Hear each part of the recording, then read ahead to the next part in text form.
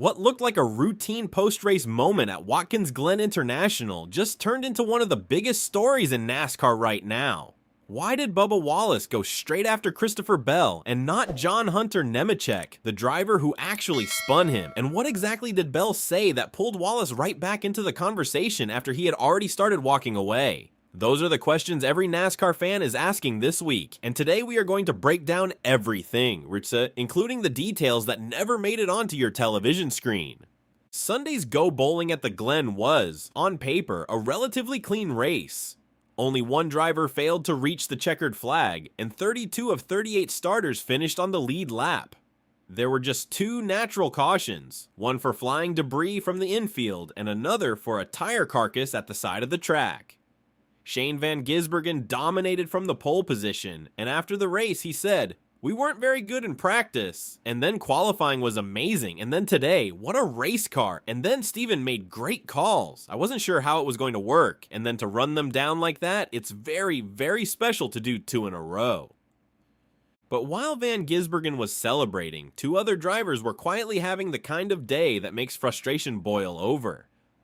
Bubba Wallace, driving the number 23 Toyota for 23XI Racing, managed to score a stage point but completely unraveled late in the race. Christopher Bell, driving the number 20 Toyota for Joe Gibbs Racing, crossed the finish line 21st after another difficult afternoon. Bell had already been through a brutal stretch heading into Watkins Glen, including getting wrecked from the lead at Texas the week before through no fault of his own. Neither driver needed another disappointing result, and neither got the clean weekend they were looking for. With approximately 15 laps to go, the race turned ugly for Wallace. John Hunter Nemechek, running on fresher tires and pushing aggressively through traffic, dove deep into turn 1 and tagged Wallace in the right rear, sending the number 23 spinning. Wallace rejoined the race and got on the radio immediately. "Typical F shit," was his response as he slotted back into 29th place. The contact from Nemechek was avoidable. Wallace was one of several drivers in fuel and tire conservation mode during those closing laps, which made him a vulnerable target. Nemechek had the grip advantage on fresher rubber, but he forced the issue instead of waiting for a cleaner opportunity to make the pass. Wallace paid the full price for it, buried in the results with a P29 finish that stung badly given where the 23 team stands in the playoff picture right now.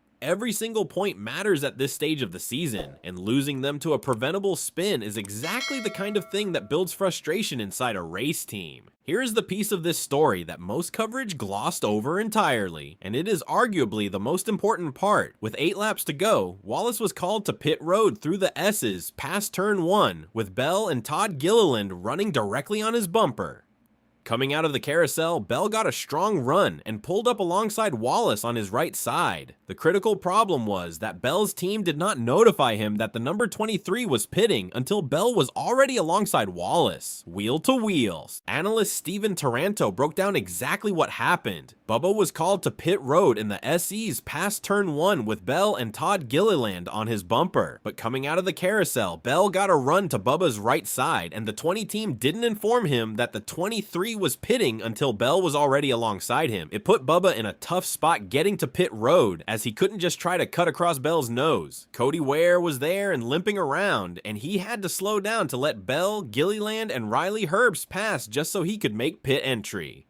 This was a team communication breakdown as much as anything else. Bell was not necessarily trying to block Wallace or cause problems. His own team simply did not get him the information in time. But from Wallace's perspective, sitting inside that car and suddenly having to slow down and surrender positions just to make a pit entry he was already committed to, that frustration was completely real. Taranto also noted that he did not hear Wallace say anything critical about Bell over his radio during the race, which tells you the anger was simmering quietly before it finally came out on pit road after the checkered flag.